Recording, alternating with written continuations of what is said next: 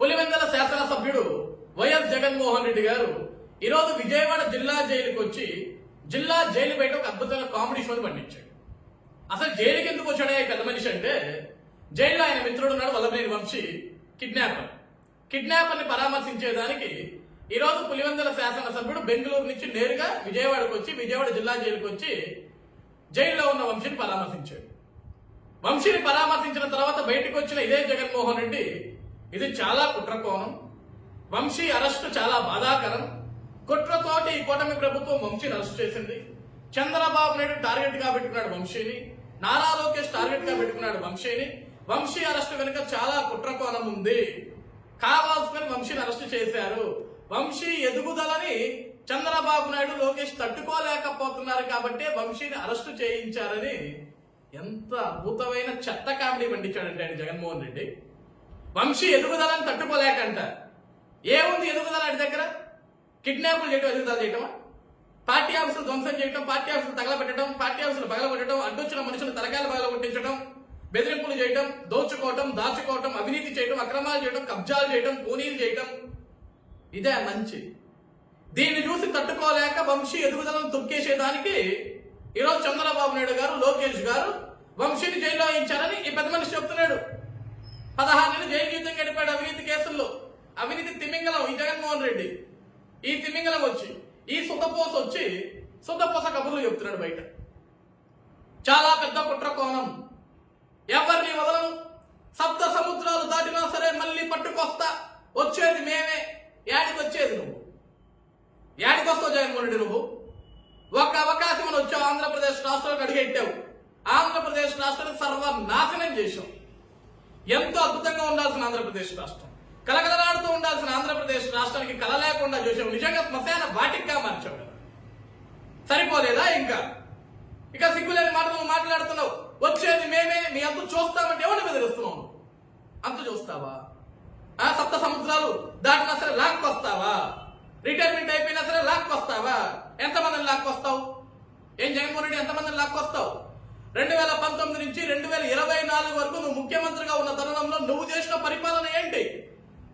పైశాచిక పరిపాలన కాదు నువ్వు చేసింది? బెదిరింపు పరిపాలన కాదు నువ్వు చేసింది? రాజారెడ్డి రాజ్యాంగం కాదు నువ్వు నడిపించింది? డాక్టర్ బాబాసాహెబ్ అంబేద్కర్ రాజ్యాంగం ఎప్పుడు నడిపించావా నీ గడిచిన 5 సంవత్సరాల పరిపాలనలో?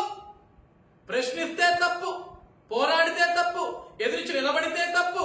అరే బాబు మాకు ఉద్యోగాలు అయినా జగన్మోహన్ రెడ్డి అయ్యా అంటే ఆ మాట మాట్లాడకూడదు. జాబ్ క్యాలెండర్ ఏదయ్యా జగన్మోహన్ రెడ్డి అంటే ఆ ప్రశ్న ప్రశ్నించకూడదు. రైతులకు గిట్టుబాటు ధర ఏదయ్యా జగన్మోహన్ రెడ్డి అంటే ఆ ప్రశ్న ప్రశ్నించకూడదు. నువ్వు కడతాన్న ఇల్లు ఎక్కడయ్యా జగన్మోహన్ రెడ్డి అంటే ఆ మాట మాట్లాడకూడదు. నువ్వు ఇస్తాన 2,30,000 ఉద్యోగాలు అయ్యాయా జగన్మోహన్ రెడ్డి అంటే దాని గురించి అసలు ప్రస్తావనే తీసుకురాకూడదు. మెగా డిఎస్సీ గురించి మాట్లాడకూడదు, సిపిఎస్ రద్దు గురించి మాట్లాడకూడదు, మద్యపాన నిషేధం గురించి మాట్లాడకూడదు, పెరిగిన పెట్రోల్ డీజిల్ ధరల గురించి మాట్లాడకూడదు, పెరిగిన గ్యాస్ ధరల గురించి మాట్లాడకూడదు, పెరిగిన నిత్యావసర ధరల గురించి మాట్లాడకూడదు. ఏది మాట్లాడినా తప్పే నీ 5 ఏళ్ల పరిపాలనలో. నువ్వు చేస్తున్న పరిపాలన తప్పుడు పరిపాలన అని ప్రశ్నిస్తే ఎంత మంది మీద కేసులు పెట్టావే జగన్మోహన్ రెడ్డి నువ్వు? అది కుట్ర కాదా? అది పైశాచిక పరిపాలన కాదా? ఏం చేసావు 5 ఏళ్ల నీ పరిపాలనలో? నేను తాడేపల్లిలో కొంప కట్టుకుంటున్నా, నేను తాడేపల్లిలో ఇల్లు కట్టుకుంటుంది దేనికి? ఇదే అమరావతి కాబట్టి ఈ అమరావతిని మార్చేది లేదని నమ్మ వలికించి మాయ మాటలు చెప్పి ఓట్లు వేయించుకొని గెలిచిన నువ్వు గెలిచిన తర్వాత అసలు అమరావతి రాజధానే కాదని చెప్పావు. 34,000 ఎకరాల భూములు ఇచ్చిన రైతన్నలు రోడ్డు మీదకి వచ్చి నిరసనలు తెలియజేస్తుంటే ఎంత విచక్షణారహితంగా వాళ్ళని గుర్తించావు, వాళ్ళ మీద దాడులు చేయించావు. ఆడపడుచులని కూడా చూడకుండా జన్మనిచ్చిన జన్మస్థానాల మీద బూటు కాళ్ళతో తన్నిచ్చిన పరమ క్రూరుడివి, మూర్ఖుడివి నువ్వు. ఈరోజు నువ్వు మాట్లాడుతున్నావు కుట్రల గురించి, సిగ్గు లేకుండా జగన్మోహన్ రెడ్డి నువ్వు మాట్లాడుతున్నావా? ఈ రోజు వంశీ చంద్రబాబు నాయుడు గారి సామాజిక వర్గం కాబట్టి ఆ సామాజిక వర్గంలో ఉన్న వాళ్ళు ఎదుగుదల తట్టుకోలేక, ఆ సామాజిక వర్గంలో ఉన్న వాళ్ళు జగన్మోహన్ రెడ్డి వెంట నడుస్తున్నారు కాబట్టి అది తట్టుకోలేక వంశీ మీద కుట్ర కోణం. నీ వెంట ఎవరు నడిచారు? ఈరోజు వల్లభనేని వంశీ కబ్జాదారుడు, కుట్రలు చేసే వ్యక్తి, దాడులు చేసే వ్యక్తి, కిడ్నాప్ చేసే వ్యక్తి, చిల్లర పనులు చేసే వ్యక్తి, పనికి మాల వెధవల వెంటేసుకుని తిరిగే వ్యక్తి. అలాంటి పనికి మాలోడు నీ వెంట తిరిగితే ఆ ఎదుగుదలను తొక్కేయటమా? సిగ్గు లేకుండా ఇంకా జైలు బయటకు వచ్చి నువ్వు కులాల గురించి మాట్లాడుతున్నావు, కుల ప్రస్తావన చేస్తున్నావు. నీ గడిచిన 5 సంవత్సరాలు నీ పరిపాలనలో మొత్తం కూడా కుల ప్రస్తావనే. విద్యార్థుల దగ్గరికి వెళ్ళినా కుల ప్రస్తావనే, రైతుల దగ్గరికి వెళ్ళినా కుల ప్రస్తావనే, హాస్పిటల్లో పరామర్శకు వెళ్ళినా కుల ప్రస్తావనే, పెళ్లిలో వెళ్ళి అక్షంతలు వేయడానికి వెళ్ళినా కుల ప్రస్తావనే. ఉట్టి కులపిచ్చోడివి నువ్వు, ఉట్టి కులపిచ్చోడివి. ఈరోజు ఒక కమ్మ కులం అంటే నీకు చులకన, కమ్మ కులం లేకుండా చెల్లని ఒక భావన. ఈరోజు తెలుగుదేశం పార్టీ నుంచి ఏ ఒక్క కమ్మ కులస్తుడు బయటకు వచ్చి మాట్లాడితే వెంటనే నీ పార్టీలో ఉన్న కొంతమంది కమ్మ కులస్తులతో వాళ్ళని బుద్ధులు దిక్కిస్తావు, వాళ్ళతో విద్వేషాలు రెచ్చగొట్టిస్తావు. ఒక చెత్త రాజకీయానికి, ఒక చీప్ పాలిటిక్స్ కి కేర్ ఆఫ్ అడ్రస్ ఎవడంటే వైఎస్ జగన్మోహన్ రెడ్డి. ఈరోజు పరామర్శకు వచ్చావు. నువ్వు పరామర్శించిన వ్యక్తి ఏమైనా పరమాత్ముడా? ఆడేమైనా శుద్ధ పోసా? కిడ్నాప్ చేస్తే అరెస్టు చేయరా? కిడ్నాప్ చేస్తే అరెస్టు చేయకుండా హ్యాపీగా భుజం మీద చెయ్యి వేసి ఒక ఫోటో దిగి ఇంటికి పంపించాలా? ఇది రాజారెడ్డి రాజ్యాంగం కాదు. డాక్టర్ బాబాసాహెబ్ అంబేద్కర్ రచించిన రాజ్యాంగం. తప్పు చేసిన వాడిని తప్పక శిక్షిస్తాం. నువ్వు కుట్ర కోరాలంటే కుదరదు జగన్మోహన్ రెడ్డి. ఇక్కడ ఇంకోటి ఏమన్నావా నువ్వు? చంద్రబాబు నాయుడు వంశీ ఒకటిని కాదు, కొడాలి నాని చూసినా సరే తట్టుకోలేడు, ఈర్ష్య అంట. ఎందుకు? కొడాలి నాని క్యాజినో బాగా ఆడిపిస్తాడు, గుట్కాలు బాగా తింటాడు, చీప్ లిక్కర్లు బాగా తాగుతాడు, బూతులు బాగా మాట్లాడతాడు. సమాజంలో ఆడపడుచులు కూడా అసహించుకునే విధంగా, చివరికి జన్మనిచ్చిన తల్లి కూడా అసహించుకునే విధంగా, చివరికి కడుపును పుట్టిన బిడ్డలు కూడా అసహించుకునే విధంగా కొడాలి నాని ప్రవర్తన ఉంటుంది. కాబట్టి ఆ ప్రవర్తన చూసి చంద్రబాబు నాయుడు గారికి ఈర్ష్య నువ్వు మాట్లాడుతున్నావు. అంతే కదా? అంతే కదా జగన్మోహన్ రెడ్డి? ఈరోజు జైలు బయట నీ వెనక నించున్న వ్యక్తి ఈరోజు నేను కులాల గురించి మాట్లాడలేదు జగన్, కుల ప్రస్తావన తీసుకున్నాను జగన్. ఎందుకంటే నేను ఒక చదువుకున్నవాడిని, నాకు కులంతో సంబంధం లేదు. నీలాగా కుల పిచ్చితో నేను ఉండను, కులాల మధ్య కుంపట్లు నేను పెట్టను, కులాల మధ్య విద్వేషాలు నేను రెచ్చగొట్టను. ఒక చదువుకున్నాడు మాత్రం నేను మాట్లాడతాను. ఈ రోజు జైలు బయట నీ వెంట ఉన్న ప్రతి ఒక్కడు కూడా ఒక అవినీతి పరుడే, ఒక అవినీతి తిమింగలమే కాదా? పనికి మాల వెధవలందరినీ వెంటేసుకొని ఒక్క అవకాశం అని చెప్పేసి ఆంధ్రప్రదేశ్ రాష్ట్రాన్ని సర్వనాశనం చేశావు 5 ఏళ్ళు. ఇక ఈరోజు మీలాంటి వాళ్ళందరినీ చూస్తే కూటమి ప్రభుత్వానికి భయం వేసి మిమ్మల్ని అరెస్టు చేసి మిమ్మల్ని భయపెట్టాలని నేను చూస్తున్నావా? తప్పు చేసిన వాడిని ఎవరైనా లోపలేస్తామయ్యా. అది వంశీ ఏంటి, నువ్వేంటి, కొడాలనేంటి, అవినాష్ ఏంటి, ఎవడైతే మాకేంటి, తప్పు చేసిన వాడిని ఖచ్చితంగా శిక్షిస్తాం. ఎదుగుదల తట్టుకోలేక ఇదంతా కుట్రలు అంటున్నాను. వంశీ ఎదుగుదలకు తట్టుకోలేక, కొడాలి ఎదుగుదల తట్టుకోలేక, అవినాష్ ఎదుగుదల తట్టుకోలేక, జగన్ రెడ్డి ఎదుగుదల తట్టుకోలేక, మీ ఎదుగుదల తట్టుకోలేక ఈరోజు చంద్రబాబు నాయుడు గారు కానీ లోకేష్ గారు కానీ కుట్ర పన్నుతున్నారు. నువ్వు మాట్లాడుతున్నావు. ఎదుగుదలను తొక్కేయటం అంటే ఏంటో నేను చెప్పాలా జగన్మోహన్ రెడ్డి నీకు? ఒకటి ఎదుగుదలను తొక్కేయటం, ఒకటి ఎదుగుతున్నాడంటే వెనక్కి లాగటం, ఒకటి ఎదుగుదలను చూసి తట్టుకోలేక వాడి మీద కుట్ర కోణాలు చేయటం. అవిటో చెప్పమంటావు. బెస్ట్ ఎగ్జాంపుల్, నీ ఇంట్లో నీ సొంతం బాబాయ్ వైఎస్ వివేకానంద రెడ్డి గారు. మీ నాయన రాజకీయాల్లో ఉన్నప్పుడు మీ నాయన వెంట కుడిభుజంగా ఉన్నాడు, రాయలసీమ రాజకీయాలను శాసించాడు. మీ నాయన తర్వాత నెంబర్ 2 పొజిషన్ లో ఉన్నాడు వైఎస్ వివేకానంద రెడ్డి గారు. ఆ నెంబర్ 2 పొజిషన్ నెంబర్ 1 పొజిషన్ గా ఎక్కడ మారతాడో ఒక భయం. ఆ నెంబర్ 1 పొజిషన్ అంటే ఎప్పటికన్నా సరే నీకు రాజకీయాల్లో నీ కుర్చీకి ఎసరుంటుందని ఒక భయం, రాజకీయాల్లో నీకు మనుగడ లేకుండా పోతుందన్న భయం.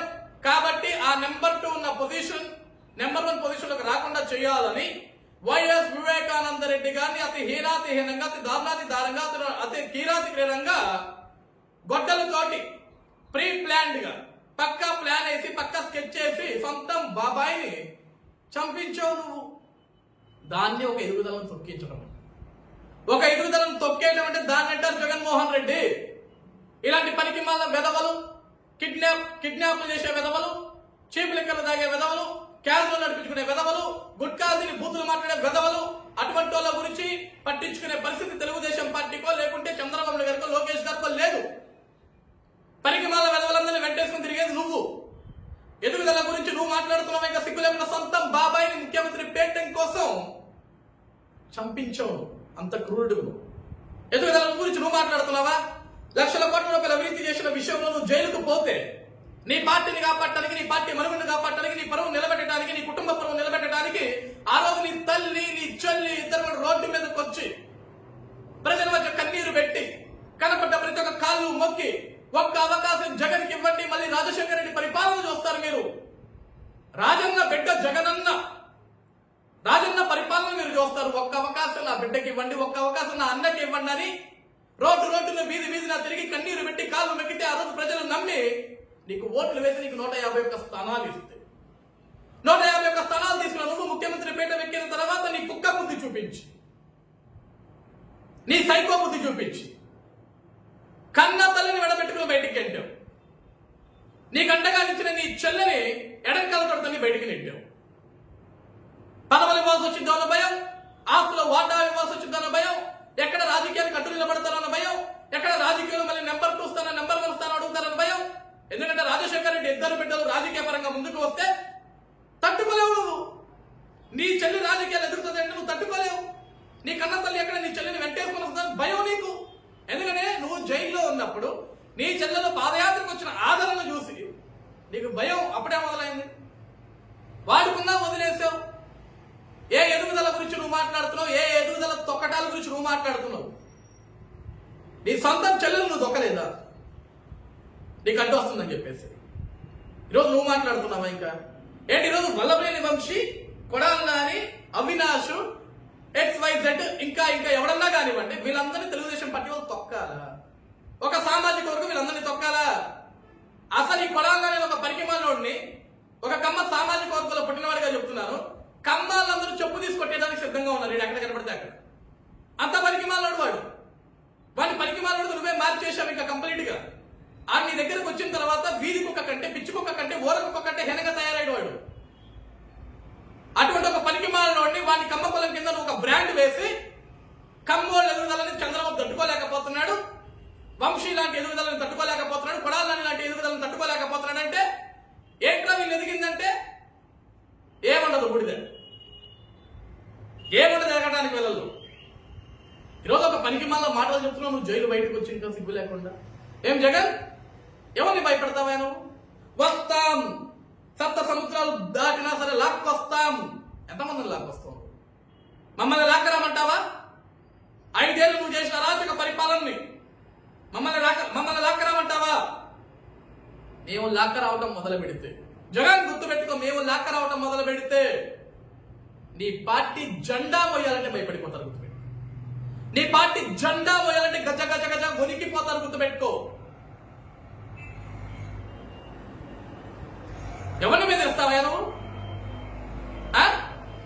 చేసేవన్నీ చిల్లర పనులు, లుచ్చా పనులు, లఫంగి పనులు, పరికిమాల వేదవులందరినీ పక్కన వేసుకొని తిరుగుతూ ఉంటావు నిత్యం. ఆంధ్రప్రదేశ్ రాష్ట్రానికి ఉపయోగపడే పని 5 ఏళ్లలో ఒకటన్నా చేసావు. నీ బతుక్కి చేయవు. మంచి తెలియదు మనకి. కనపడ్డవన్నీ కూల్చుకుంటూ పోవాలా, ప్రశ్నించే వాళ్ళ మీద దాడులు చేసుకుంటూ వెళ్ళిపోవాలా, పరికిమాల కేసులు పెట్టుకుంటూ వెళ్ళిపోవాలా.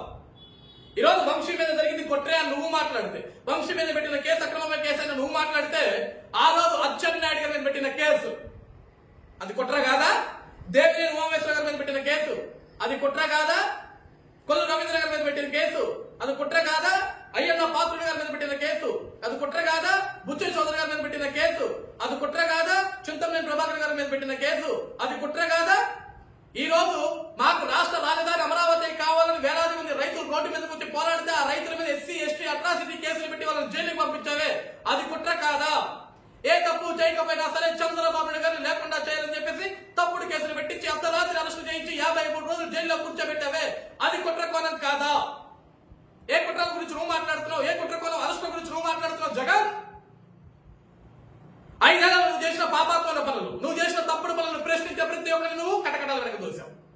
ఈరోజు వంశీని కక్ష సాధింపు రాజకీయాలు అరెస్ట్ చేయాల.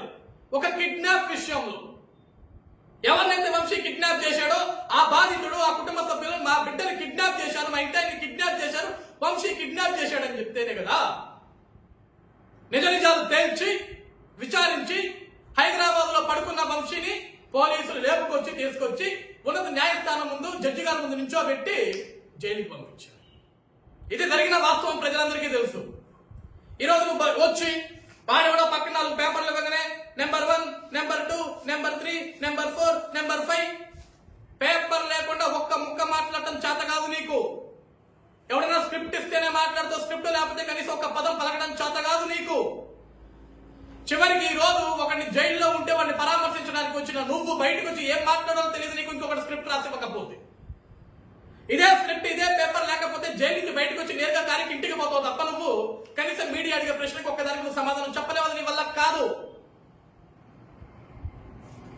చెత్త రాజకీయం చేసి 5 ఏళ్లు రాష్ట్రాన్ని సర్వనాశనం చేసి అప్పుల గొప్పగా మార్చి అవినీతి సామ్రాట్గా ఎదిగి ఆంధ్రప్రదేశ్ రాష్ట్రంలో వనరులు మొత్తం దోచేసి మింగేసి కనపడ్డ కొండల్ని కనపడ్డ గొడ్డల్ని మొత్తం మింగి కడుపులో పెట్టుకొని ఈరోజు ఆంధ్రప్రదేశ్ రాష్ట్రానికి వనరులు లేకుండా చేసి మొత్తం అప్పుల గొప్పగా మార్చి ఈ అప్పుల భారాన్ని ప్రజల మీద నెట్టి బెంగళూరు ప్యాలెస్ లో కురుకుతున్నావా పోయి?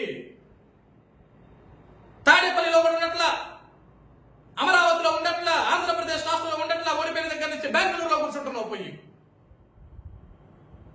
ఈరోజు నువ్వు మాట్లాడుతున్న సిగ్గు లేకుండా. ఈరోజు గుర్తుపెట్టుకో జగన్, నీలాంటి వాడి నీ డ్రామాలు అడినా సరే ప్రజలు నమ్మే పరిస్థితులు ఇంకా లేరు. Jagan game is over. నువ్వు వై నాట్ 175 నా వెంట్రుక ఎవడు పేకాడు అన్న రోజే ప్రజలు నీ వెంట్రుకలు పీకి నేను మూల కూర్చోబెట్టా. ఈరోజు ప్రతిపక్ష స్థానం కోసం అడుక్కుంటున్నావు. అసెంబ్లీకి రావాలంటే గజగజ వణికిపోతున్నావు. ప్యాంటు తడిచిపోతుంది అసెంబ్లీకి రావాలంటే నీకు. అది మీ దమ్ము. అధికారం ఉన్నా లేకపోయినా సరే ప్రజల కోసం, నిత్యం ప్రజల కోసం పోరాడే పార్టీ తెలుగుదేశం పార్టీ. పోరాడే వ్యక్తి నారా చంద్రబాబు నాయుడు గారు. ఆ రోజు 23 మందే ఉన్నారని ఎన్నిసార్లు నువ్వు హేళన చేసినా సరే అదే 23 మందితోటి అసెంబ్లీలో అడుగు పెట్టాడు. మిమ్మల్ని భయపెట్టాడు. మీరు వేసే ప్రతి ప్రశ్నకి సమాధానం చెప్పాడు. చివరికి అసెంబ్లీలో కూడా మీకు ప్రశాంతత లేకుండా చేశాడు. అదే అసెంబ్లీ సాక్షిగా చెప్పాడు జగన్, నేను మళ్ళీ ముఖ్యమంత్రిగానే ఈ అసెంబ్లీలోకి అడుగు పెడతాను, ఈ గౌరవ సభని వధిస్తాను, మళ్ళీ దీన్ని గౌరవ సభగా మార్చే అసెంబ్లీలోకి అడుగు పెడతాడు అన్న మాట ప్రకారం నారా చంద్రబాబు నాయుడు గారు ప్రమాణ స్వీకారం చేసి ముఖ్యమంత్రిగా అసెంబ్లీలోకి అడుగు పెట్టాడు. ఆయన అడుగు పెట్టిన తర్వాత నుంచి నువ్వు అసెంబ్లీలోకి రావాలంటే వణుకు. మళ్ళీ ఏమైనా చెప్తున్నాడు, సప్త సముద్రాలు దాటిన సరే లాక్కొస్తా, ఏడ్చకొస్తా అని. కంగారు పడబాకు. 5 సంవత్సరాలు గడిచిన 5 సంవత్సరాలు ఎవడెవడైతే తప్పులు చేశాడు, మీరు నిన్ను చూసి ఎవడెవడైతే వెర్రవీగాడు, ఎవడెవడైతే రెచ్చిపోయాడో ప్రతి ఒక్కడికి వడ్డీ చక్రవడ్డీతో సహా తిరిగి తీసుకొస్తాను. కంగారేం పడకు. ఇదాన్ని వంట చూసినావా? వంశీని ఎదుగుదల తట్టుకోలేడు, లేకుంటే కొడాలి నాని ఎదుగు. ఆ కొడాలి నాని గడికి దమ్ము ఉంటే, జగన్ బాగా నేను కొడాలి నాని గడికి దమ్ము ఉంటే 2019 నుంచి 2024 వరకు వాడు ఏ భాష అయితే వాడి మాట్లాడాడు, ఏ పదజాలం వాడైతే వాడు మాట్లాడాడో ఆడికి దమ్ము ఉంటే, వాడు నిజంగా జగన్మోహన్ రెడ్డిని నమ్ముకున్న వాడైతే, జగన్మోహన్ రెడ్డి కాళ్ళ దగ్గర బ్రతికేవాడితే, జగన్మోహన్ రెడ్డి అభిమాని అయితే అదే భాష వాడిని ఒక్క పదం మాట్లాడమను, అదే భాష వాడిని ఒక్క పదం మాట్లాడమను. అప్పుడు తెలుస్తుంది సార్ జగన్మోహన్ రెడ్డి గారు, అప్పుడు తెలుస్తుంది అసలైన రాజకీయం ఏ విధంగా ఉంటుంది. కాబట్టి జైలుకు వచ్చామా, కిడ్నాపర్ని పరామర్శించామా, ఆడికి ఆకలేస్తే ఒక ఎక్కువ పిచ్చిపోయామా అన్నట్టున్నారు తప్ప బయటకు వచ్చి మీడియా మైకులు పెట్టింది కదా అని చెప్పేసి తెలియని మాటలని మీరు మాట్లాడకూడదు. ఆ పేపర్లో వాడేవాడో పరికమాలు ఏదో రాసిచ్చుంటాడు, ఉన్న పేపర్ ఉన్నట్టు చదువుకుంటూ పోతున్నావు తప్ప దాంట్లో విషయం ఏంటి, నిజమేంటి, అబద్ధం ఏంటి నీకేమీ తెలియదు. ఎవడు ఏది రాసిచ్చినా దాన్ని చదువుకుంటూ మొత్తం మక్కి అంతమించి నీకు సొంత నిర్ణయం లేదు, సొంత తెలివితేటలు లేవు, సొంత మాటలు లేవు.